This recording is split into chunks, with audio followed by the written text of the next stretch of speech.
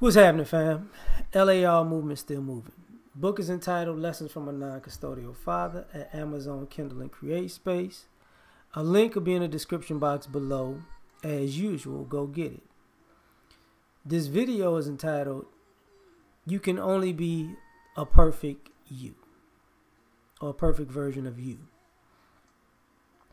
So normally people have this need for perfection and yearn for perfection, right? But first and foremost, you can only be a perfect version of yourself, not anybody else. And secondly, you can't meet other people's expectations of what perfect is, because that's a uniform concept, and that's subjective, because everybody's perfect is different, So let's get to the first one. The way you think is the way you think. Like everybody has in life, everybody has a base starting point, but you might want to expand your horizons, right? So when you expand your horizon, you expand the way you're thinking and moving and operating, to the point that what winds up happening is you might see somebody else's thought process and like, I want to be like them. You want to emulate, their thinking. You want to imitate their thinking. You want to get mentored into being another version of them. It's okay to implement somebody's thought process, but you'll never be them. You're still going to have your own mind. So at some point, you're going to have to use and utilize your own mind and use the way you think too. So you can never be just like somebody else. You can never think just like somebody else, because that's the point of being unique. You can be perfect just by being you. You might do things a little differently to gain a different result. And there's nothing wrong with that in mentality, physically. Your body is the one that you have. You have to make it work, So if you might see somebody else's body, just in general, even mine, everybody has strengths and weaknesses. You have to grow your strengths, which means, work on the things that you're strong at, but make your weaknesses your strengths also.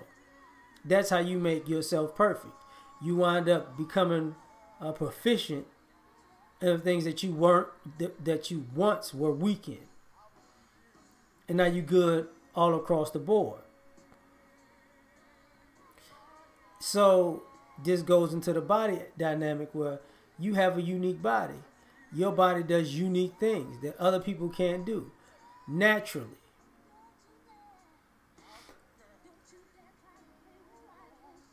Excuse me. So your body does things that only you can do. And your body's built in only your way. So you can't have somebody else's body type. You can't have somebody's muscle mass, or you can't have their functionality. You can only have yours. So you're going to have to work to be a better person physically, to be the best version of you, to make a perfect you. Okay? Same thing spiritually. We all have a baseline of what is ethical and what is moral, right? What is right and what is wrong. So your spirituality is yours and yours alone. So just because people want to emulate Jesus and the apostles or disciples or whatever you want to call them, or other prophets in the Bible, and even prophets in the Quran, and even other deities and other prophets in other religions. You'll never be them. You'll never be them. But what you can do is be the best version of you spiritually. So this is why, you have to work on being the best version of you. You can only be perfect. You can only be a perfect version of yourself. That's what you have to work at. That's why you try to improve every day.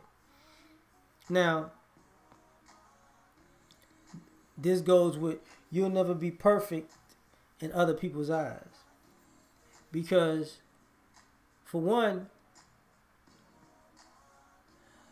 perfection is subjective to different people. Some people like this thing and think that's perfect. Other people like this thing and think that's perfect.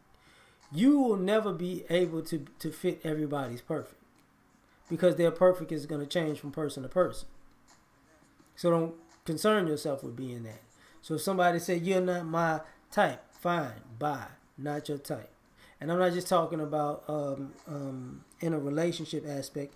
I'm talking about just in general, because some people have an idea or an ideal of what perfect is, and you might not fit that.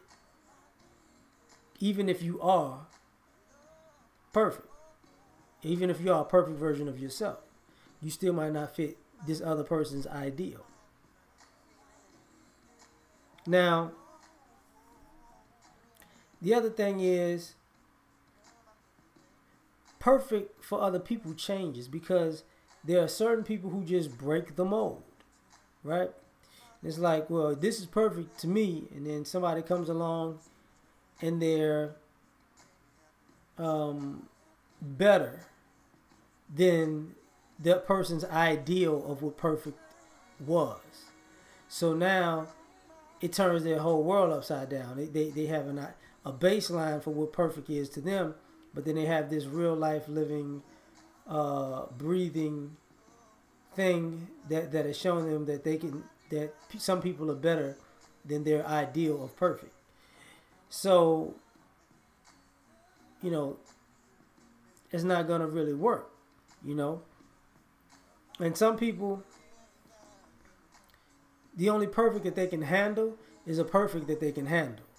Like, what's perfect for them is somebody that can fit in a box that they can handle. Like, a lot of times people don't want and can't accept individuals because they can't take being around somebody who's perfect in a way that's not controllable for them.